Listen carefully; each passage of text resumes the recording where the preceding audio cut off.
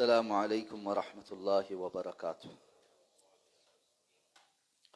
ان الحمد للہ رب العالمین والعاقبۃ للمتقین والصلاة والسلام علی سید الانبیاء والمرسلین نبینا محمد وعلی آلہ واصحابہ ومن تبعہم بإحسان الی یوم الدین۔ الحمد للہ الذی ہدانا لہذا وما كنا لنہتدی لولا ان ہدانا اللہ۔ رب اشرح لي صدري ويسر لي امري واحلل عقدة من لساني يفقهوا قولي۔ اللهم انفعنا بما علمتنا وعلمنا ما ينفعنا وزدنا علما۔ اللہ تعالیٰ کے فضل و احسان سے سورۃ الحجر کی آیت نمبر 60 تک ہمارا سبق مکمل ہو چکا ہے۔ آیت نمبر 61 سے انشاءاللہ آج ہمارے سبق کا آغاز ہوگا۔ اعوذ باللہ من الشیطان الرجیم، بسم اللہ الرحمن الرحیم۔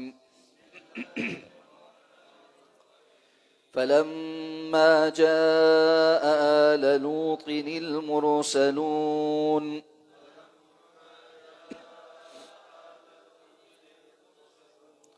قال إنكم قوم منكرون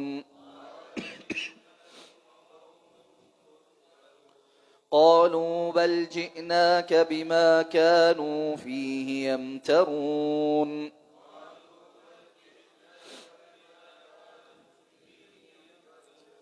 وأتيناك بالحق وإنا لصادقون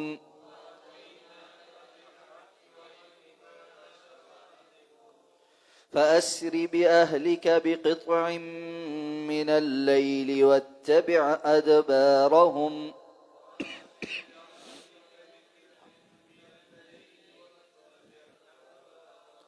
ولا يلتفت منكم أحد وامضوا حيث تؤمرون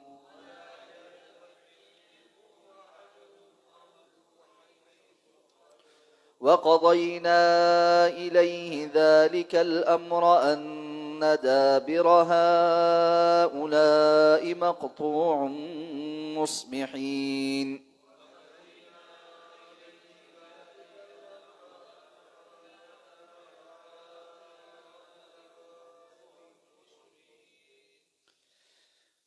فلما جاء آل لوط المرسلون، جب آل لوط کے پاس ہمارے بھیجے ہوئے پہنچے، قال انکم قوم منکرون، تو اس نے کہا کہ یقیناً تم انجانے لوگ ہو۔ قالوا بل جئناک بما كانوا فیہ یمترون، تو کہنے لگے کہ بلکہ ہم آپ کے پاس آئے ہیں اس چیز کے ساتھ جس میں یہ شک میں پڑے ہوئے۔ واتیناک بالحق، اور ہم حق کے ساتھ آپ کے پاس آئے ہیں۔ وانا لصادقون، اور یقیناً ہم سچے ہیں۔ فاسر باہلک بقطع من اللیل، پس آپ اپنے گھر والوں کو لے کر تیزی سے رات کے ایک ٹکڑے میں نکل جائیں۔ واتبع ادبارہم، اور ان کے پیچھے پیچھے چلیں۔ ولا یلتفت منکم احد، اور تم میں سے کوئی بھی، اور ان میں سے کوئی بھی، ولا یلتفت منکم احد، اور تم میں سے کوئی بھی پیچھے مڑ کر نہ دیکھے۔ وامضوا حیث تؤمرون، اور اس طرف جاؤ جہاں تمہیں حکم دیا جاتا ہے۔ وقضینا الیہ ذلک الامر، اور ہم نے اس تک وحی کے ذریعے یہ فیصلہ پہنچا دیا، ان دابر ہؤلاء مقطوع مصبحین، کہ ان لوگوں کی جڑ صبح ہوتے ہی کاٹ دی جائے گی۔ حضرت ابراہیم علیہ السلام کا واقعہ اختصار کے ساتھ بیان ہوا، جس کے آخر میں انہوں نے فرشتوں سے پوچھا کہ اب تمہارا اگلا معاملہ کیا ہے، تو انہوں نے کہا ہم لوط علیہ السلام کی قوم کی طرف بھیجے گئے ہیں جہاں ان پر عذاب آنا ہے، اور آل لوط سوائے ان کی بیوی کے بچا لیے جائیں گے۔ اب جب حضرت لوط علیہ السلام کے پاس پہنچے تو وہ بھی ان کو نہ پہچان سکے، کہا کہ تم کوئی اجنبی لوگ ہو۔ یہاں پر واقعہ جو ہے وہ اختصار کے ساتھ بھی ہے، اور اس کی ترتیب جو ہے وہ مختلف انداز میں بیان کی گئی ہے۔ قرآن مجید میں زیادہ تفصیل کے ساتھ اور زیادہ مرتب انداز میں اس واقعے کو چونکہ ذکر ہو چکا ہے، اس لیے موقع کی مناسبت سے اللہ تعالیٰ نے پہلے صرف لوط علیہ السلام کے ساتھ جو گفتگو ہو چکی وقتاً فوقتاً اس پوری کو ذکر کر دیا، اور بعد میں جو قوم کے سامنے لوط علیہ السلام کی جو گفتگو ہے وہ بعد میں ذکر کی۔ لیکن چونکہ یہ واقعات ایک تسلسل میں ہو رہے ہیں جن کو قرآن نے دوسری جگہ بیان کیا ہے، تو اس کی وجہ سے وہ تسلسل یہاں پر اختصار کے ساتھ بیان کر دیتا. حضرت لوط علیہ السلام کے گھر میں جو مہمان آئے وہ بڑے خوبصورت نوجوان لڑکوں کی شکل و صورت کے ساتھ ہے. چونکہ قوم ایک بدفعلی کے اندر مبتلا تھی جس کا عذاب ان کو ملنا تھا کہ وہ کھلم کھلا ہم جنس پرستی کے قائل تھے، تو اس وجہ سے ان کے امتحان اور ان کے اوپر عذاب آنے سے پہلے حجت تمام کرنے کے لیے اللہ تعالیٰ نے فرشتوں کو نوجوان خوبصورت لڑکوں کی شکل میں بھیجا. اب جب یہ گھر پہ آئے تو لوط علیہ السلام کو پریشانی ہوئی، اور یقینی طور پہ یہ پریشانی درست تھی کہ قوم جس رویے کی حامل ہے، میرے ان مہمانوں کے متعلق اگر ان کو بھنک لگ گئی تو وہ تو مجھے مہمانوں کے سامنے رسوا کر چھوڑیں اور وہ اپنی حرکتوں سے باز نہیں آئیں گے.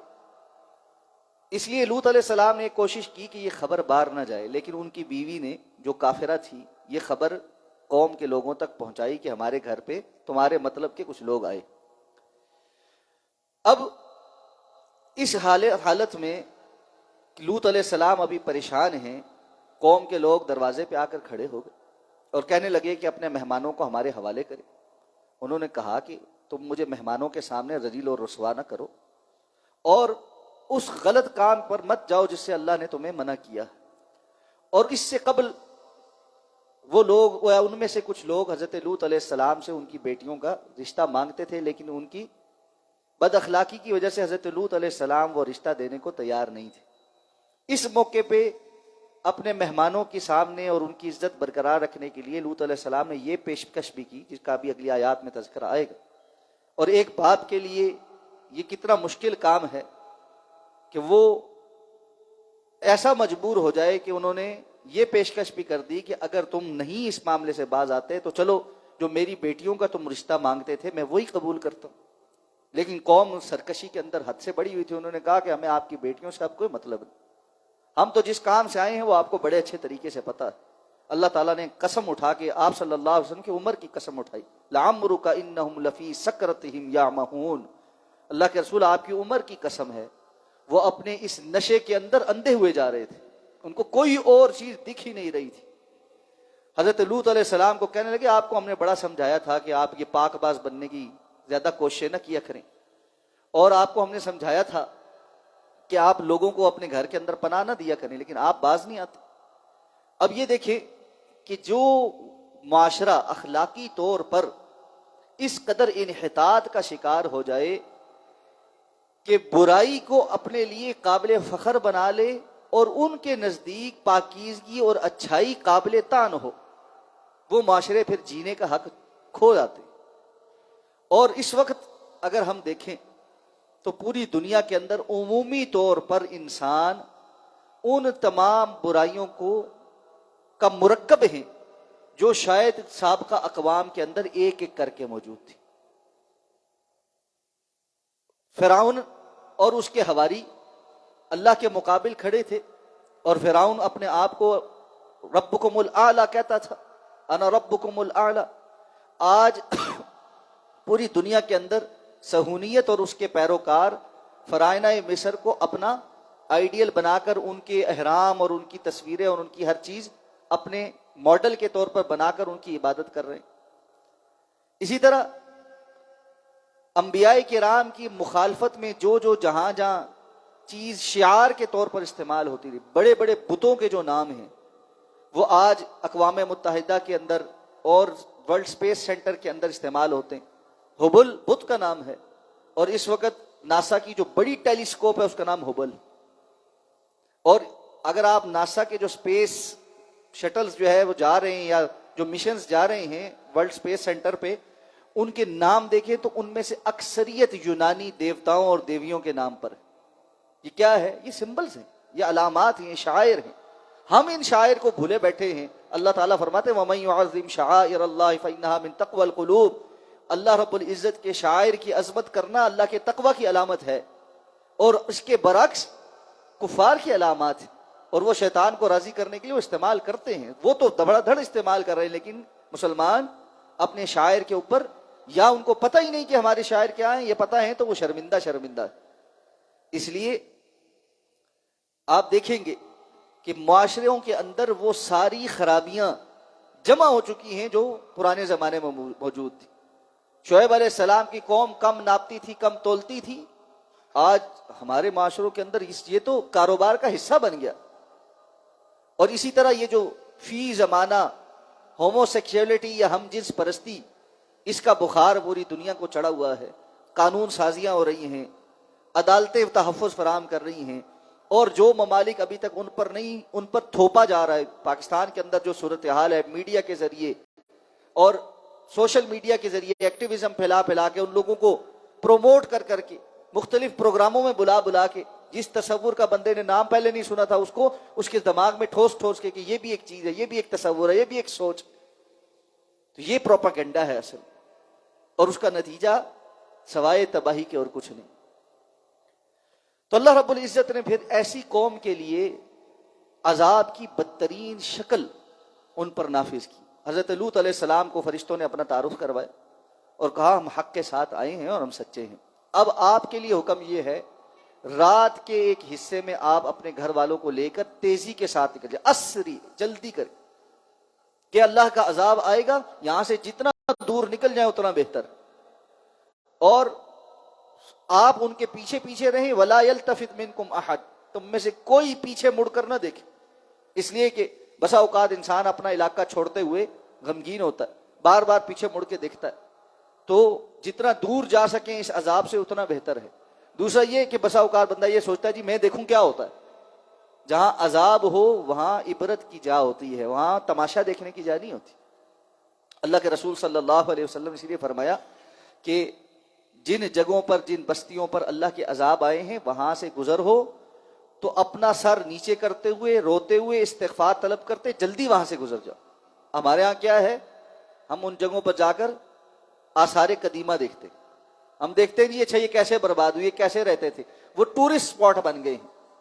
یہ بحیرہ جو مردار ہے، ڈیڈ سی، جو قوم لوط کا مسکن تھا، جس پر اللہ رب العزت نے عذاب نازل کیا، اور ایسا عذاب کہ فجعلنا عالیہا سافلہا، ہم نے اس کے اوپر کو ایسے جا کے تلپٹ کر دیا۔ اللہ کے رسول نے فرمایا جبریل علیہ السلام اس کو پر اٹھا کر آسمان پر لے گئے، وہاں سے زمین پر پھینک پٹخا، اور پھر صرف یہی نہیں، اس کے اوپر پتھروں کی بارش ہوئی، ایک ایک بندے کے نام کا لکھا ہوا پتھر اللہ نے غضب کے طور پر ان پر برسایا۔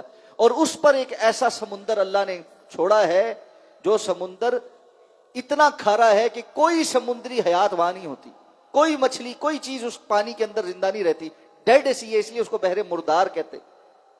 آج وہاں پر کیا ہو رہا ہے، آج وہاں پر ٹورسٹ اسپاٹ بنا دیے گئے، لوگ جا رہے ہیں اور وہاں پر اسی طرح کی وہی حرکتیں کر رہے ہیں جن کی وجہ سے یہ عذاب نازل ہوئے تھے۔ یہ ہے اللہ سے بغاوت، یہ ہے اللہ رب العزت کے دین کا تمسخر اڑانا۔ شیطان انسان کو اس قدر گمراہ کر دیتا ہے کہ وہ کام کرنے لگ جاتا ہے جس کام کی وجہ سے عذاب نازل ہوا اسی جگہ پر۔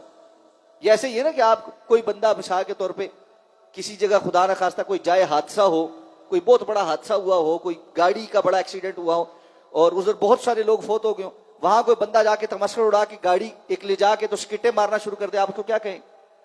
تو کہیں گے یہ تمسخر اڑا، یہ تمسخر اڑایا جا رہا ہے اللہ رب العزت کے احکامات کا۔ تو اللہ رب العزت ایسے لوگوں کو چھوڑ دیں گے؟ ان کا حشر بھی پچھلوں کا ایسا ہی ہوگا، اور ہو رہا ہے، عبرتناک ہو رہا۔